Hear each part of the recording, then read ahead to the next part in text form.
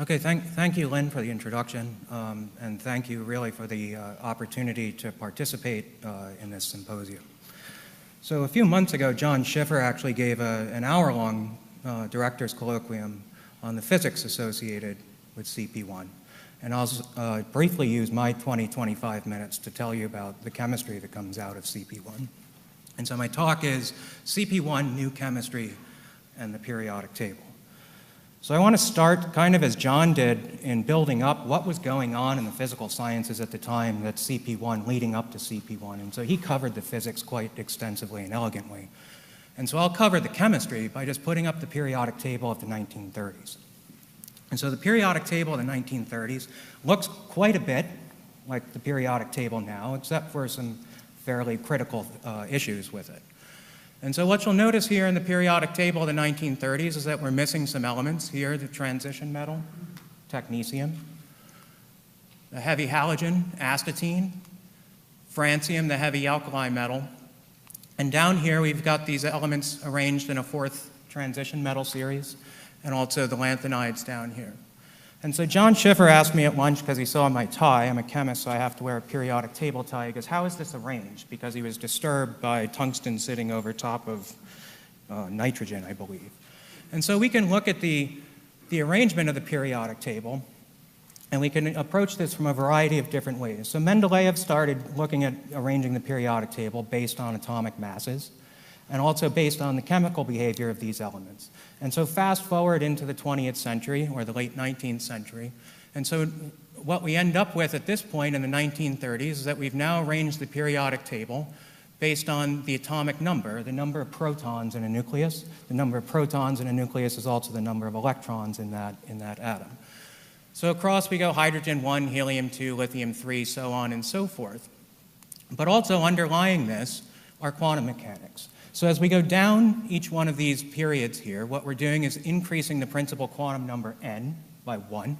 So 1, 2, 3, 4, 5, 6, such that the last row of the periodic table is going to have the principal quantum number 7.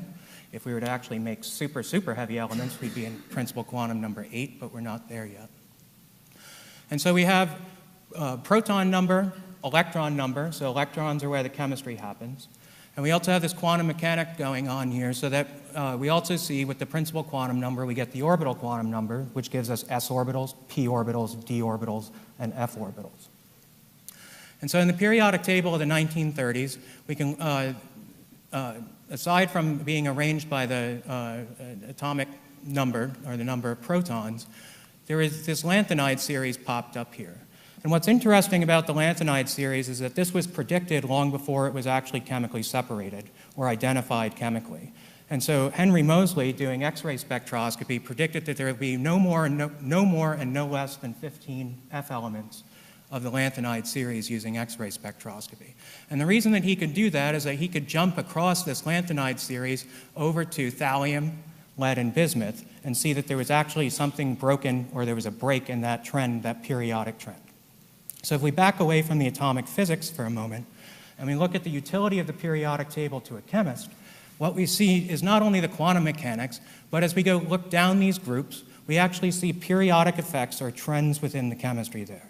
So that if we look here in the alkali metals, we all know that these ionize very easily, so well actually that they'll split water, produce hydrogen, and you can watch the YouTube videos of things blowing up when you dunk potassium, for example, in a bucket of water.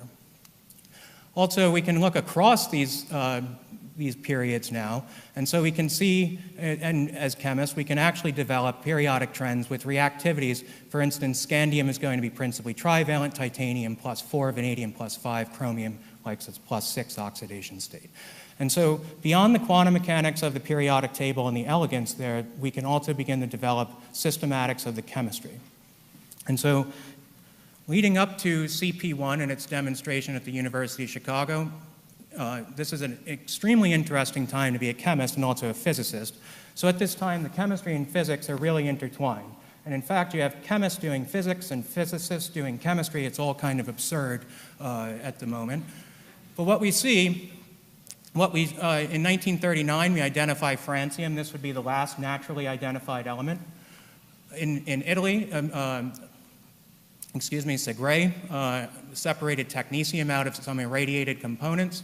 We identified astatine in a nuclear reaction, promethium, the synthetic rare earth element, and now what we're getting into is beyond uranium. Uranium is going to be the last naturally occurring element on the periodic table, and so Seaborg, or actually Macmillan, and then subsequently Seaborg and Berkeley produced these synthetic elements, neptunium and plutonium. And so these are going to be historically critical to the impetus for CP-1 and the chemistry that's going to come out of them. So now we've completed that periodic table of the 1930s. We now have neptunium and plutonium, two new synthetic elements. And so what's happening around now is that in 1942, the metallurgical laboratory is going to be assembled in February of 1942 at the University of Chicago. And so the Met Lab is founded to develop the pile and the chemistry of the pile. So Glenn Seaborg, who liked to keep a really accurate diary, comments at the time actually that Frank Spedding, who is the director of all chemical research at the metallurgical laboratory, charged the chemist with two things, and I'll just read from his notes here. And so Frank Spedding was most emphatic that we chemists keep clear in our minds that there are two goals and two goals only. One is to isolate element 94 from uranium. So element 94 is plutonium. It is about 1 year old at this time. And the second is to understand all of the pertinent chemistry necessary for the construction and operation of the pile. Develop all of the chemistry necessary for nuclear energy technology. So as a chemist, this is quite the weighty challenge. You're given an element, you have no idea how it reacts, you have no understanding of its chemistry. In fact, it's placed in the wrong portion of the periodic table. It's identified as a transition metal and not the actinide element. But second, I'm told, go into the laboratory and develop all of the chemistry necessary to operate a nuclear reactor. Okay. So out of this, I'll just take a brief aside. So we're standing here in the Advanced Photon Source at Argonne National Laboratory. So in 1946, Argonne is chartered as the first national laboratory, and this mission translates almost directly now to use for peaceful uses of atomic energy. And so at Argonne in 1946, charged with reactor development and all of the chemistry associated with nuclear energy technology. And what's fun for me is that I work in the heavy elements group in the chemistry division, and we can directly trace our roots doing actinide chemistry and the fundamental chemistry of the F elements back to this charge in the metallurgical laboratory and the work of Frank Spedding, Seaborg, and all of the titans of chemistry at that time. So just something to be proud of when you think of coming to work. So all of the pertinent chemistry relevant there. So the deployment of nuclear energy on this industrial scale, or what they saw was going to become the industrial scale after the demonstration of CP-1, caused the chemists at the time, or really all of the scientists at the time, that this necessitated the development of new areas of chemistry and chemical research. And so I just highlight here, there's some patents.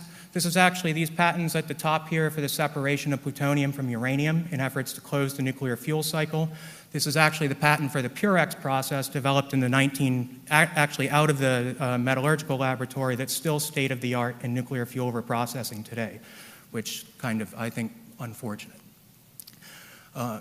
We can also look huge advances in the fundamental chemistry of just the elements. This is Seaborg's seminal paper proposing that the F orbitals actually hybridize with the D and participate in the bonding. This is a paper that continues to drive heavy element chemistry and actinide chemistry. And then we look at the advent of fields of radiation biology and then actinide environmental chemistry as we look at trying to figure out how to deal with the problems of waste in nuclear energy. So fast forward to the end of the metallurgical lab and the end of World War II in 1945, and this is what the periodic table looks like now. And so Ed Macmillan and Glenn Seaborg were actually awarded the Nobel Prize in 1951, not for synthesizing plutonium, but for synthesizing transuranium elements, and then Seaborg also for putting together his actinide concept or the actinide hypothesis. And so our periodic table now in 1945 looks a little bit different than the one that I showed you from the 1930s. And what I want to draw your attention to now is that the actinide series here, thorium, protactinium, uranium, neptunium, plutonium, at the end of the metallurgical lab's tenure or operation, we'd also identified americium and curium elements 95 and 96. And these were moved from this fourth transition metal series actually now below the lanthanides in the 5F series of actinide elements. And this is going to be critical for a variety of reasons. Whoops. Oh. So what's the significance of this actinide hypothesis? Well, as I told you at the beginning of this talk, Henry Moseley had X-ray spectroscopy to determine that there was actually a 4F series of elements there. Seaborg and co-workers at the Met Lab were originally led to believe, because thorium is principally tetravalent plus 4 oxidation state, that it looked a lot like, and its chemistry does in fact look a lot like zirconium and hafnium. Protactinium plus 5, like niobium and tantalum. Uranium, for the longest time, people thought that it was a homologue of tungsten. And in fact, until recently, had been trying to make metal-metal bonds of uranium, thinking that it should behave like a transition metal, when in fact it's a 5F element. So Seaborg was able to arrange these as a 5F series by doing very careful chemistry and looking at periodic trends across there, both in structure and their reactivity. And what was critical to this in the chemistry was that by the time he got out to americium, he couldn't reproduce the transition metal chemistry that he could for neptunium and plutonium. And so what is this? What are the consequences of this? Well, what causes this actually is a relativistic destabilization of the f orbitals, which I'll get into in a few moments. And what this causes is a participation, as Seaborg actually proposed, of the 5F orbitals along with the 6D orbitals, these quantum mechanical constructs that come out of the periodic table, to participate in the chemical bonding. And this is going to be considerably different from the lanthanides, because those F orbitals in the lanthanides are contracted because of relativistic effects and don't participate in any of the chemistry, such that as we move from lanthanum off to lutetium, which is not here, what we see is universally the plus 3 oxidation state. In contrast to the actinides, plus 4, plus 5, plus 6, plus 5, plus, well, there's all sorts of them here, and then 3 at americium and heavier. So I'll state here in the middle of this talk that Chicago Pile 1, CP-1, and the nuclear reactor technology that followed was a critical event in establishing the modern periodic table. And so I'll comment on that.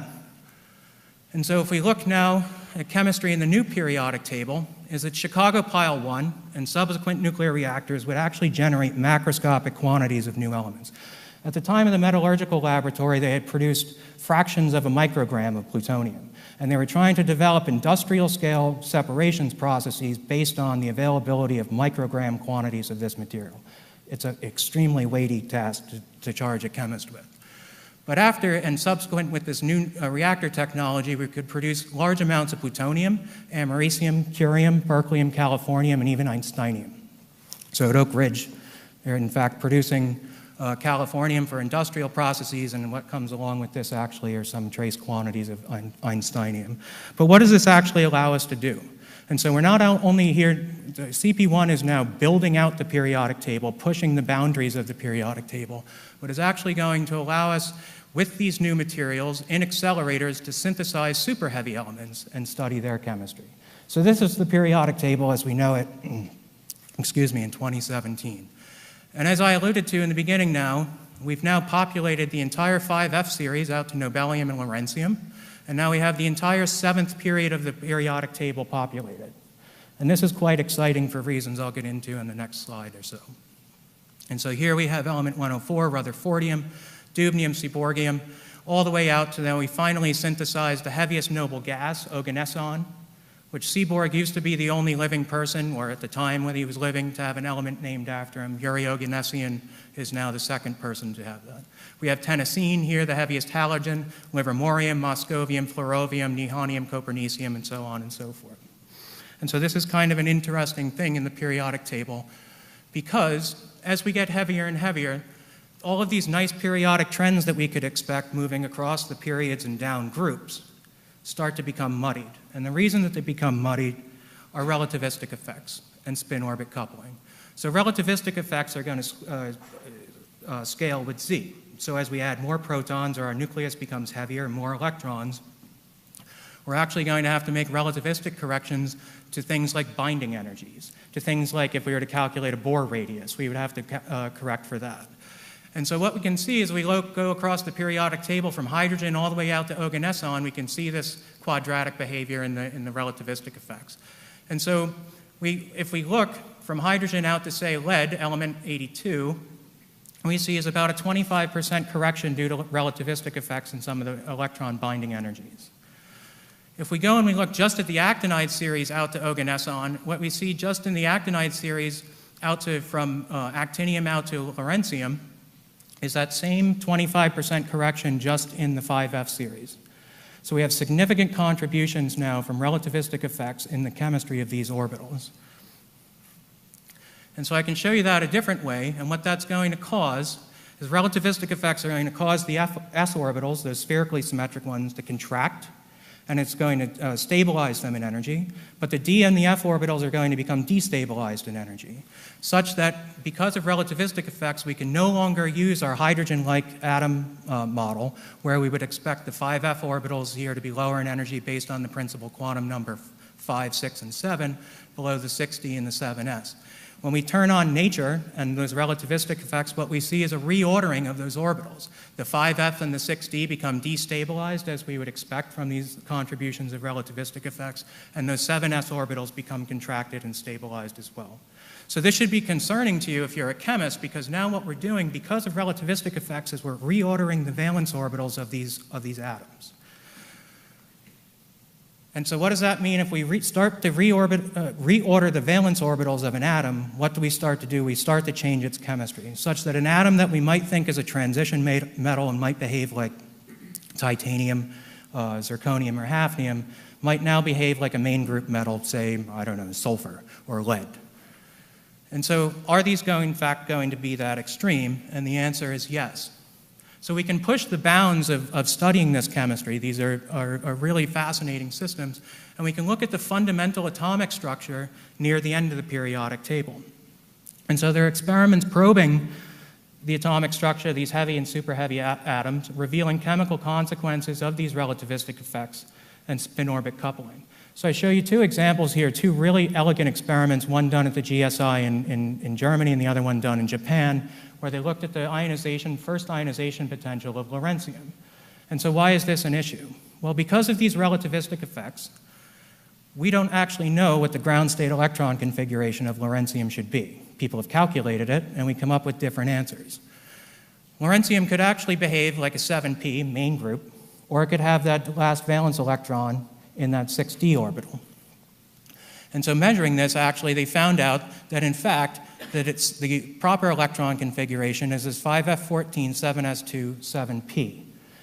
And that's not what we would expect if you were to ask a freshman undergraduate to go and write the electron configuration for lawrencium. They would get it wrong based on their understanding of quantum mechanics. And so it's these relativistic effects that are driving these deviations from these nice, tidy periodic trends that we as chemists love and that you would expect out of quantum mechanics. So these aren't one-off chemical peculiarities that I'm trying to show you here, but this is in fact pushing the bounds of the periodic table and how we describe chemistry in the world around us.